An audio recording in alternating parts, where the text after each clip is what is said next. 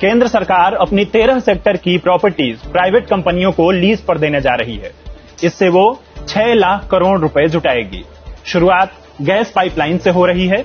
हमारे लिए इस पॉलिसी को जानना बेहद जरूरी है, क्योंकि ये सीधे सीधे हमारी आपकी पॉकेट से जुड़ा हुआ मामला है। मान लीजिए कि आपके पास एक सुंदर सा होटल है, लेकिन उसके मेंटेनेंस के लिए आपके पास पैसे नहीं है, तो आपने उसे प्राइवेट कंपनी को किराए पर दे दिया। अब आपका होटल भी बना रहेगा और किराए के पैसे भी मिलते रहेंगे। सरकार की नेशनल मोनेटाइजेशन पॉलिसी यही कहती है। ये सुनने में, पढ़ने में तो बहुत अच्छा लग सकता है, लेकिन इस सरकारी एक्सपेरिमेंट के कुछ रिजल्ट हमारे सामने हैं। आइए उनसे रूबरू होते हैं। प्राइवेटाइजेशन के बाद पहला रेलवे स्टेशन बनकर तैयार हुआ है भोपाल का हबीबगंज स्टेशन। प्राइवेट हाथों में जाने से पहले इसका प्लेटफॉर्म टिकट 10 रुपए का था, अब 50 रुपए का है। इस रेलवे स्टेशन से रोजाना औसतन 40,000 लोग आते और जाते हैं। एक अनुमान के मुताबिक यहां आने वाले करीब 50% से ज्यादा यात्रियों के साथ उनके दोस्त या परिवार वाले पहले आते थे, लेकिन अब ये लोग प्लेटफॉर्म के अंदर जाकर ट्रेन छूटते वक्त अपनों को अलविदा नहीं करते, गेट के बाहर से ही लौट जाते हैं, क्योंकि एक प्लेटफॉर्म टिकट 50 रुपए का है। अब सरकार एक दो नहीं, पूरे 400 स्टेशन की मरम्मत प्राइवेट कंपनियों को देने जा रही है। टूरिस्ट प्लेस वाले कालका, शिमला, दार्जिलिंग जैसे रेलवे का संचालन प्राइवेट संस्थाओं को दे दिया जाएगा। 1400 किलोमीटर तक रेलवे ट्रैक भी लीज पर दिए जाएंगे। यहाँ सुविधाएं तो बढ़ेंगी, लेकिन रेट 10 रुपए से 50 रुपए हो सकते हैं। इसी तरह सरकार ने एक ट्रेन को प्राइवेट हाथों में दिया, नाम है तेजस। इसका टिकट मिलता है डायनेमिक फेयर सिस्टम से। मतलब ये है कि जितनी डिमांड उतना ज्यादा महंगा टिकट। 23 सितंबर 2019 को कई लोगों ने दिल्ली से लखनऊ का टिकट 4300 रुपए में खरीदा। आम दिनों में भी इसका रेट 1700 रुपए है, जबकि शताब्दी एक्सप्रेस में इतनी ही दूरी का टिकट 815 रुपए में मिलता है। अब सरकार 90 पैसेंजर ट्रेन प्राइवेट हाथों में देने की तैयारी में है।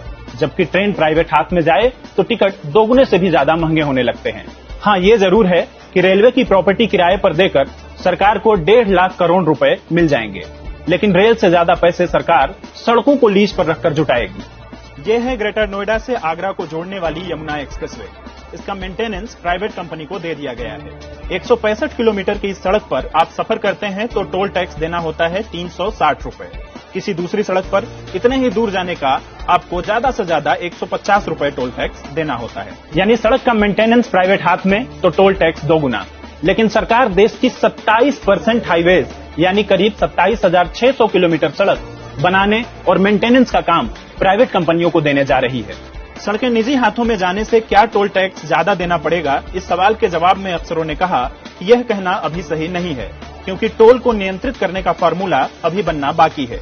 फिलहाल सरकार सड़कों को लीज पर देकर 1,60,000 करोड़ रुपए जुटाएगी। रेल सड़क के बाद सरकार सबसे ज्यादा पैसे जुटाएगी आपके घर में जलने वाली बिजली से जुड़ी चीजों को लीज पर देकर। पावर ट्रांसमिशन यानी बिजली सप्लाई करने वाले खंबे, तार, इलेक्ट्रिसिटी मीटर जैसी चीजों को लीज पर रखकर सरकार 45,200 करोड़ रुपए जुटाएगी। इसी तरह पावर जनरेशन यानी बिजली बनाने वाली चीजों को प्राइवेट कंपनियों को दिया जाएगा। इससे सरकार को 29,832 करोड़ रुपए मिलेंगे। फिलहाल देश में रिलायंस, अडानी ग्रुप और टाटा ग्रुप प्राइवेट बिजली बनाने और सप्लाई करने का काम करते हैं। पावर के बाद बारी आती है आपके मोबाइल की। साल 1994 से ही सरकार स्पेक्ट्रम की नीलामी करती आई है। स्पेक्ट्रम वही नेचुरल रिसोर्स है जिसके जरिए मोबाइल या फोन से बातचीत होती है। 2016 के 4G स्पेक्ट्रम की नीलामी में सरकार की अपनी कंपनी BSNL बाहर हो गई थी। इसका नतीजा आज हमारे सामने है। रिलायंस जियो, एयरटेल, वोडाफोन और आइडिया के प्लान्स बीते 3 साल में 200% से ज्यादा बढ़ चुके हैं और आगे भी बढ़ाने की बात हो रही है। पिछले महीने ही 28 दिन तक अपना नंबर चलाने के लिए कम से कम 49 रुपए वाले रिचार्ज को बढ़ाकर 79 रुपए कर दिया गया। लेकिन सरकार इस बार देश की करीब 2.5 लाख ग्राम पंचायतों को जोड़ने वाले भारत नेट को प्राइवेट हाथों में देने जा रही है। इसमें 2,86,000 किलोमीटर की फाइबर ऑप्टिक लाइन और 13,500 मोबाइल टावर हैं। इससे सरकार को 35,100 करोड़ रुपए मिलेंगे। अब बात नई पॉलिसी की शुरुआत 2,229 किलोमीटर में बिछी गेल की गैस पाइपलाइन की। ये वही पाइपलाइन है जिनके जरिए हमारे घरों में खाना बनने वाली PNG और गाड़ी में डलाने वाली CNG गैस पहुंचाई जाती है। फिलहाल 2 पाइपलाइन प्राइवेट हाथों में जानी तय हो गई है। पहली महाराष्ट्र के दाभोल से कर्नाटक के बेंगलुरु तक। इसके जरिए बेलगाम, धारवाड़, बेल्लारी, रामनगरम और बेंगलुरु समेत 10 जिलों के लोग जुड़े हुए हैं। इससे रोजाना 1 crore 60 lakh cubic metre gas supply होती है।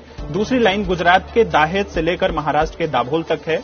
इससे भी हजारों लोगों की जिंदगी जुड़ी हुई है। यहाँ पर यह जिक्र करना बेहद जरूरी है कि पेट्रोल और एलपीजी सिलेंडर के दाम बढ़ने के बाद सीएनजी और पीएनजी की खपत बढ़ी हुई है, लेकिन यही प्रॉपर्टी सबसे पहले प्राइवेट हाथों में जाने वाली है।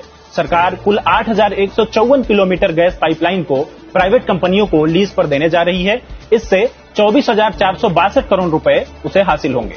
इसके बाद बारी आती है एविएशन इंडस्ट्री यानी हवाई जहाज की इंडस्ट्री की। इंदौर का देवी अहिल्याबाई होलकर एयरपोर्ट 2022 तक प्राइवेट संस्थाओं को दे दिया जाएगा।